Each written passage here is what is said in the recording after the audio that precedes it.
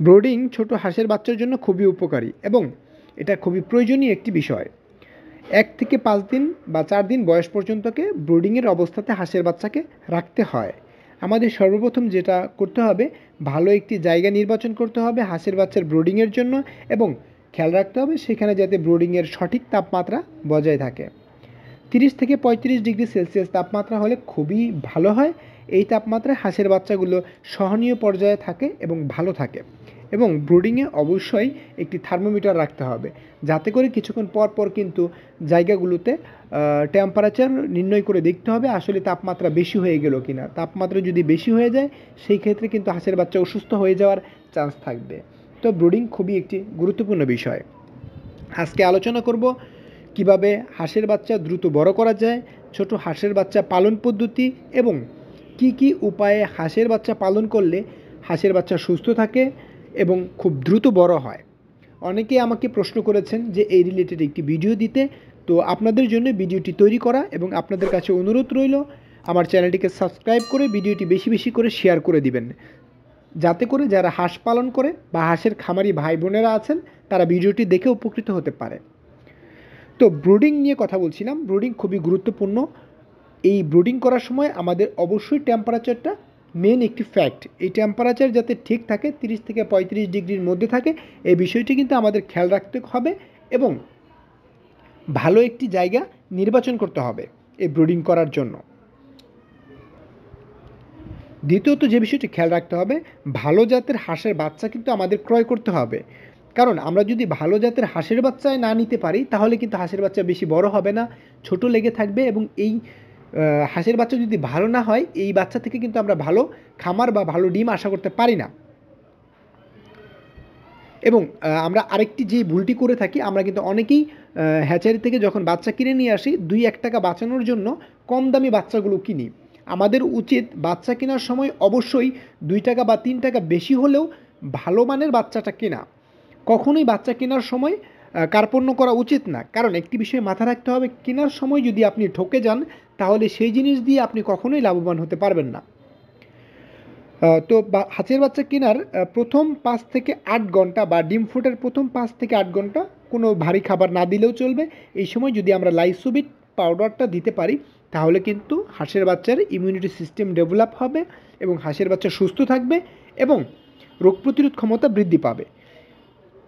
তো আমরা এই লাইসোবিট পাউডারটা 5 থেকে 8 ঘন্টার যে ডিম ফোটার পর আমরা দিব।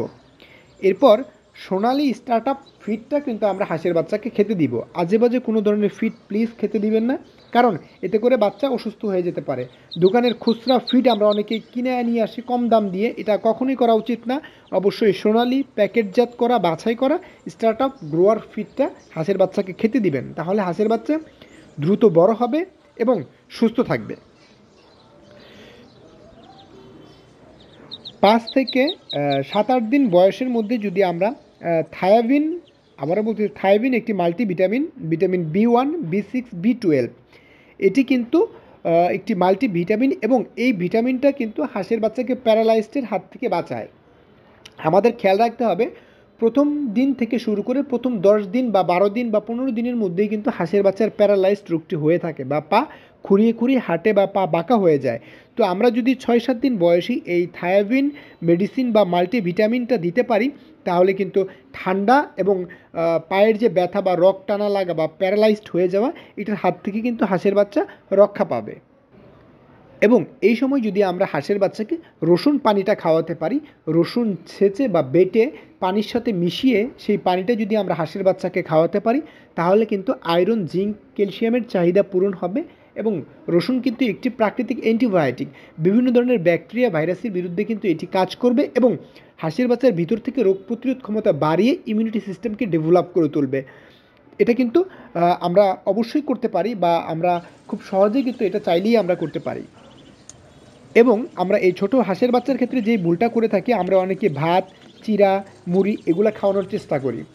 এগুলো ভুলেও দেওয়া যাবে না। আমরা যদি ভাত, চিরা এগুলো খাওয়ানোর চেষ্টা করি তাহলে কিন্তু এই ছোটো হাঁসের বাচ্চাগুলো ঝুমাবে বা হাঁসের শরীরে বিভিন্ন ধরনের ব্যথা তৈরি হয়, কারণ এই সময় ওদের নাভিটা কিন্তু ভালোভাবে শুকায় না। এই টাইমে টোটালটাই সোনালি গ্রোয়ার যে ফিডটা আছে সেই ফিডটাই আপনারা খাওয়াবেন। অতিরিক্ত বাড়তি চিরা মুড়ি ভাত খাওয়ানোর কোনো প্রয়োজন নেই।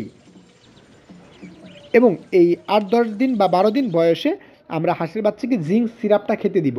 জিঙ্ক সিরাপটা যদি খেতে দেই তাহলে হাঁসের বাচ্চার স্কিনটা ভালো থাকে, মাংসপেশিগুলা বা খুব সুগঠিত হয় এবং লোমগুলো দ্রুত গজায়।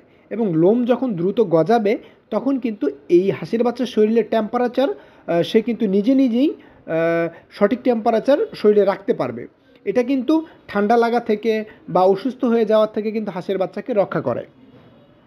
এবং জিঙ্ক সিরাপটা যদি আমরা পানির সাথে মিশিয়ে হাঁসের বাচ্চাকে সপ্তাহে 2 থেকে 3 দিন করে খাওয়াতে পারি তাহলে হাঁসের বাচ্চা দ্রুত বড় হবে এবং ঠান্ডাজনিত যেই সমস্যাগুলো আছে এই সমস্যাগুলো আর হবে না। আমাদেরকে আরেকটি বিষয় খেয়াল রাখতে হবে, 1 দিন থেকে 10 দিন বয়স পর্যন্ত হাঁসের বাচ্চা প্রচুর পরিমাণে অসুস্থ হয়। এটাই কিন্তু অসুস্থ হওয়ার চান্স। এই 10 থেকে 15 দিন যদি আমরা অসুস্থ ছাড়াই হাঁসের বাচ্চাটাকে রোগ প্রতিরোধ ক্ষমতা তৈরি করে সুস্থ এবং বড় করে তুলতে পারি, তারপরে কিন্তু আমাদের জন্য হাঁসের বাচ্চা পালন করাটা অনেকটাই সহজ হয়ে পড়ে, রোগটা কমে যায়। তো এই টাইমেই কিন্তু খুব যত্ন সহকারে আমাদের পালতে হবে, মাল্টিভিটামিনের কোর্সগুলো করাতে হবে, জিঙ্ক দিতে হবে, রসুন পানিটা দিতে হবে এবং লাইসোবিট এবং গ্রোয়ার যে ফিডটা আছে সোনালি ফিড ভালো মানের, সেই ফিডটি অবশ্যই হাঁসের বাচ্চাকে খেতে দিতে হবে। এর পরবর্তীতে যে বিষয়টি খেয়াল রাখতে হবে, হাঁসের বাচ্চাকে পানি খেতে দেওয়ার সময় অবশ্যই ছোট পাত্রে পানি খেতে দিতে হবে। খেয়াল রাখতে হবে যাতে ওই পানিতে হাঁস কখনোই গোসল করে না ফেলতে পারে। এত ছোট বাচ্চা যদি পানিতে ভিজে যায় বা গোসল করতে যায় তাহলে কিন্তু অনেকটাই ঠান্ডা লাগার চান্স থাকে। ঠান্ডা যদি লেগে যায় তাহলে কিন্তু জ্বর এসে অসুস্থ হওয়ার চান্সটা অনেক বেড়ে যাবে। এই জন্য ছোটো পাত্রে হাঁসের বাচ্চাকে পানি খেতে দিতে হবে যাতে শরীর বা গলাটা না ভিজাতে পারে। এবং এই টাইমে 10 দিন বা 15 দিনের মধ্যে আমাদের হাঁসের বাচ্চাগুলোকে চেক করতে হবে। যদি হাঁসের বাচ্চা অনেক বড় এবং ছোট দেখা যায় তাহলে বড় বাচ্চাগুলোকে আলাদা করে দিতে হবে এবং ছোট বাচ্চাকে আলাদা করে দিতে হবে।